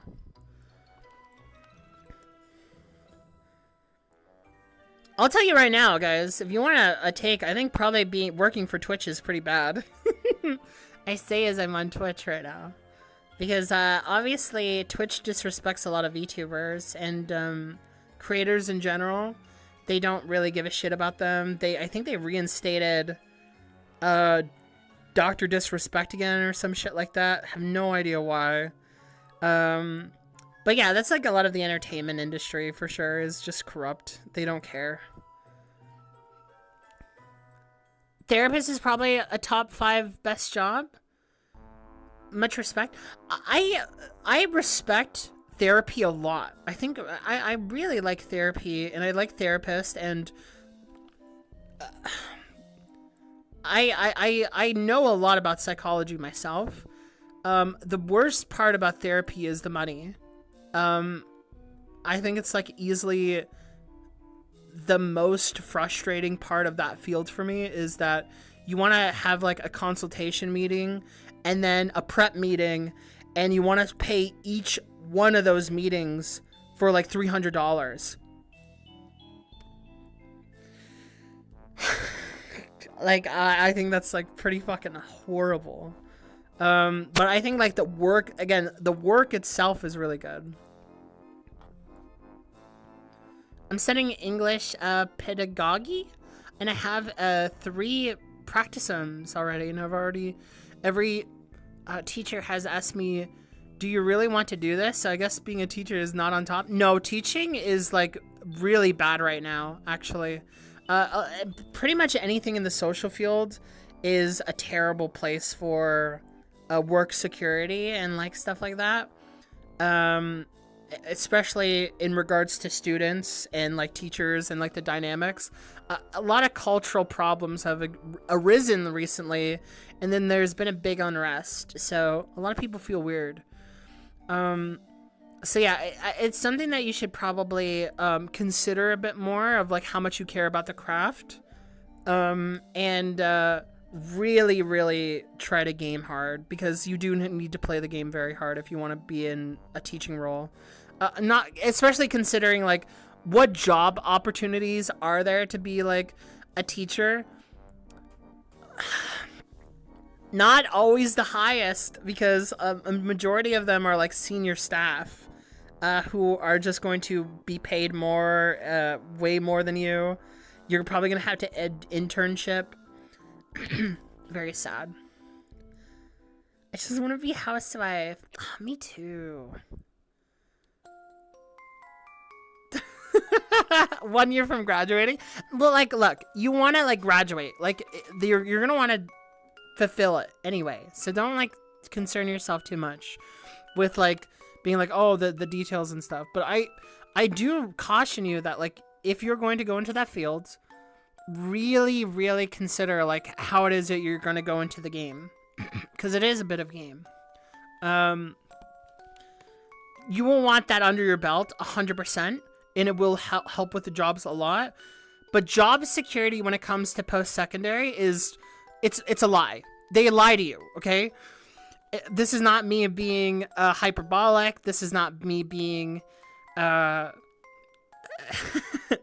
this is not me pulling the wool over your eyes. A lot of jobs are not securing any work nowadays. That's just how it is. The trades field is probably one of the more secure ones, but even then, it still doesn't mean as much. Electricians, I mentioned that is a good job, not secure job opportunities at all. And they don't like, that's the difference between going into this, like being a student, post-secondary, university and stuff like that. They're not going to tell you that the job market doesn't exist. They're not going to tell you that. They're going to tell you to work really hard. That's capitalism, baby. Because like what they want is for you to keep believing in paying for the classes and to keep doing it. And they want you to just kind of go out. They teach you and that's it. But they don't teach you if the job market is actually that accessible, because that's not what they're supposed to do. They don't really want to talk super in depth about that. And it's not like they're lying either. But it's like they'll teach you, but job security is bunk, man. It sucks. I am substitute teacher, educational assistant. Being full-time teacher is very stressful. I like having less pressure, but no, some teachers really love their jobs. Yeah, I mean, like, you want to lean into positions, but, like, you definitely should be paid a lot better if you're going to be in those positions at all.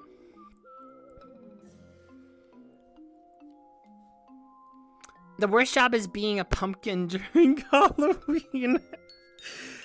So true. Yeah, but no, that's like I respect the field of like if you're gonna be a teacher, please pursue that. It's a great field. Just know that like in terms of opportunities, no one's going to like. The point is that no one is gonna stop you at the door of getting into this program, this teaching, because they don't want to tell you. They don't want to tell you that there's not that many opportunities. They want you to pay for education that you care about and then put you out of the door. You know what I mean? That's the model, you know? And then like college loans and not teaching people how to use money, etc.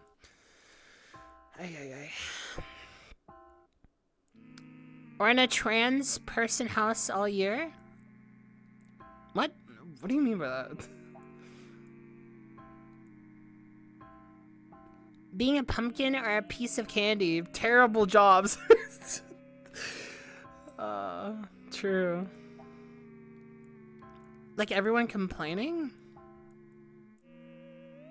In a trans person's house, do you think everyone's complaining? I don't think that's true. Also, like, some good complaining can happen. I'm not sure what you mean. If you're trying to appeal to snowflake mentality, I'm not really in favor of that. What the hell is happening with the music? Oh, it's from Pikmin 2. It's like one of the caves. It does sound very Pikmin, yeah. Yeah, I can skip ahead on. Twilight Town, very, very cute. It's Paper Mario, guys. I love Paper Mario. Man, I wanna hand out candy. It's almost time. I got a few more minutes and then I'm gonna skedaddle probably. Yeah, probably. Cause I wanna hand out some candy. Also, if you're planning on checking out the Ghost holding singles, there's one in stream suggestions. Oh, okay. Here, let me pull it up this time. Stream suggestions. Did we listen to this actually? Did we do that? Here, let me see. Let's see. Let's see.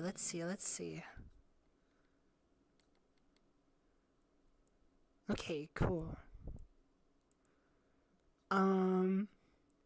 So this is Halloween. Oh, let me pull up.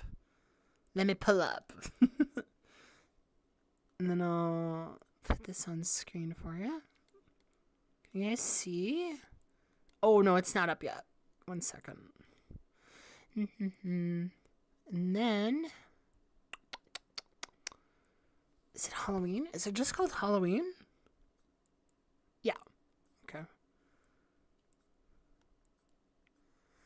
All right. Hold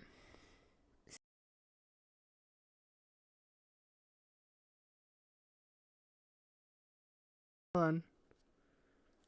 Oh, I might die. Oh no. Okay, here we go. Alright.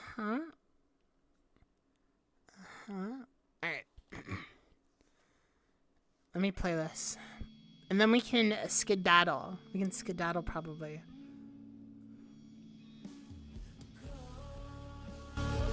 Oh, wait a second. I gotta turn that up right now. What is that? Oh, this is super alty?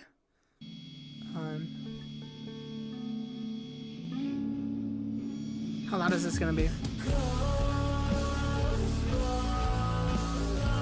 Okay, yeah. Alright.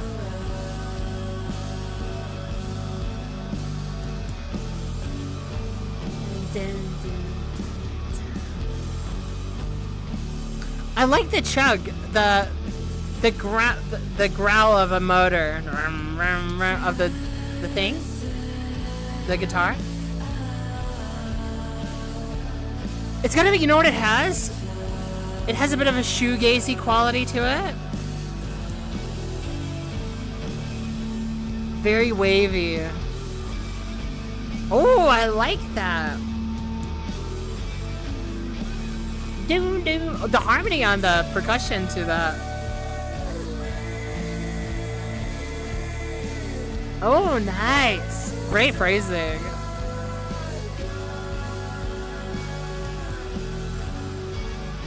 Wow. Oh my god.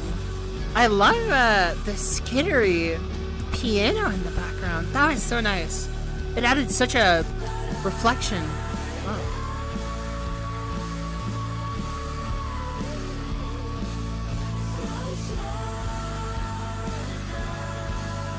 Oh, wow. Oh, my God.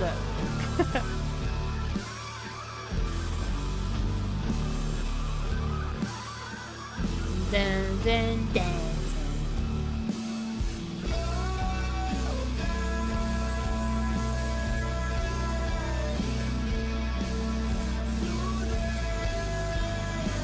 Oh, so pretty. Oh, my God.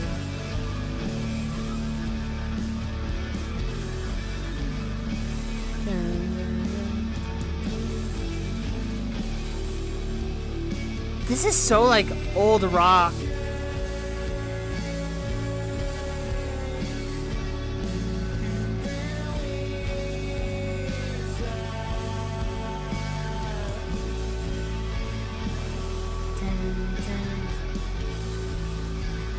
I love like the unwieldy horn or whatever is going on there.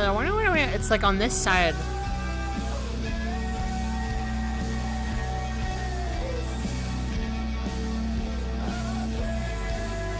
Their vocals remind me a lot of Jane. Dun, dun, dun, dun. Super grimy. It's very like, gosh. Yeah, LaShawn, right? It is like Jane. Wait, it is Jane. Oh.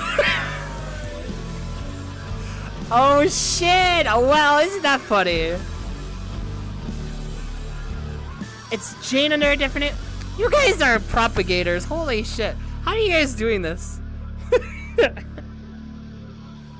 Not one of you motherfuckers is like, by the way, guys, this is Jane. I mean, I'm glad you don't. Fuck. I keep listening to Jane's stuff and being like, this is really cool. It reminds me of Jane. And they're like, it is Jane. It keeps happening. It just keeps fucking happening. Oh my god, Jane, how many names do you have? You sneaky little devil. You sneaky. It sounded really beautiful though. Like overall, like I was very impressed with just the grunge. It's very grungy. With this like very nice veneer that like kind of well, not even veneer. Veneer kind of sounds like something dressing it, but there was the backdrop of it was this big giant ocean, and there's maybe like pebbles, gravel.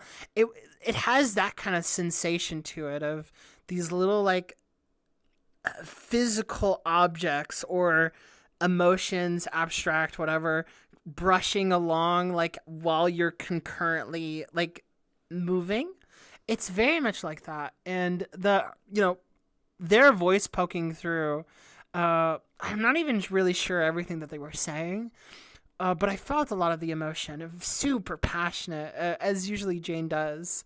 And I loved it. It was so pretty. Should I change my name again?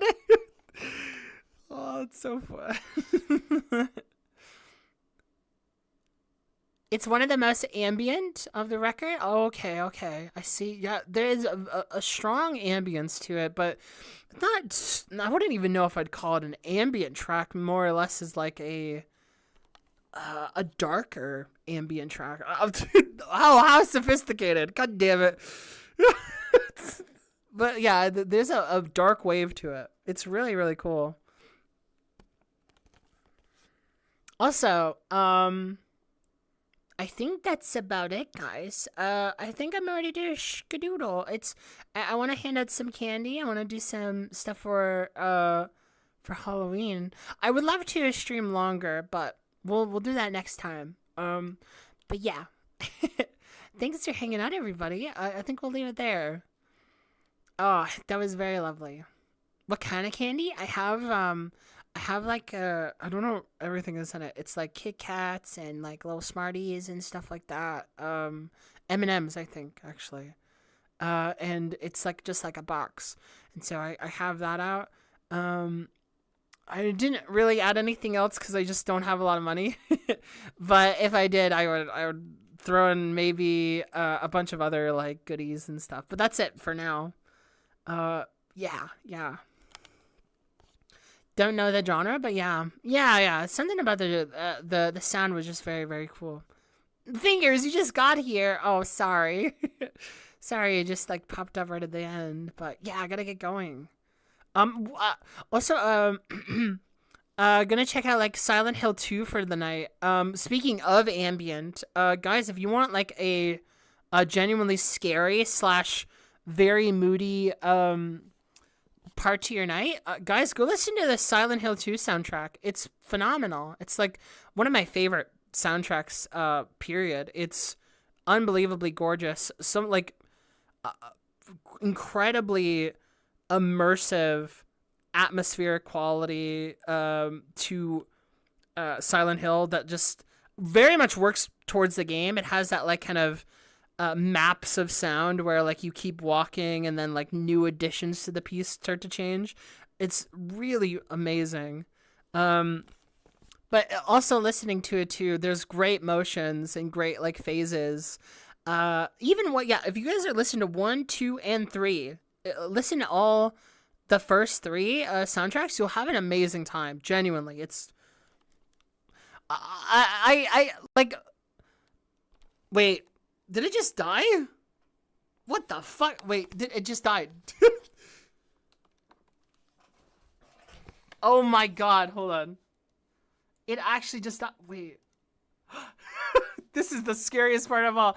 All right, bye guys. Hugz is now dead. Wait, Hugz gone? Hugz exterminated?